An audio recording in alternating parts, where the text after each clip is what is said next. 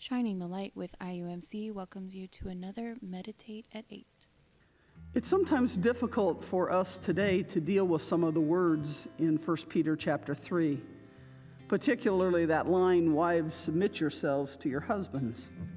Now let's be real, the word submit for most of us, whether we are married or not, often elicits a negative reaction.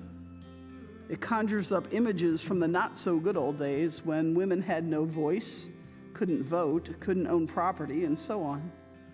But that's not what Peter is talking about here, even though our worst impressions of those days were true in his day. If we stick with it and read the entire chapter and keep sight of the context, Peter is talking about something radical. He is saying that relationship is a two-way street, that authority and leadership can only come with honor and respect. It's a template for us as Christians and for the church. Peter goes on to use some pretty interesting examples to further illustrate his point. He writes that beauty should not come from outward adornment, but from the inner self. He is saying that more of our time should be spent cultivating a gentle and quiet spirit, one rooted in our relationship with God, instead of on our outward appearance. And then to drive his point home, Peter turns to another example, Sarah and Abraham. He uses Sarah as an example of obedience and respect to Abraham, her husband. But if you think that Sarah was a quiet, subservient wife with no independent thought of her own or influence in their marriage, you need to read or reread the book of Genesis.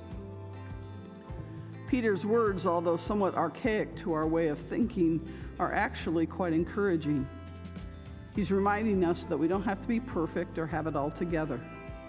We don't have to be the smartest, the most talented, or the most successful. We just need to place our trust in God and follow God's plan for our lives. We just need to be faithful to God as God is faithful to us. In Peter's language, his first century language, that means we as individuals and as the church need to submit to God.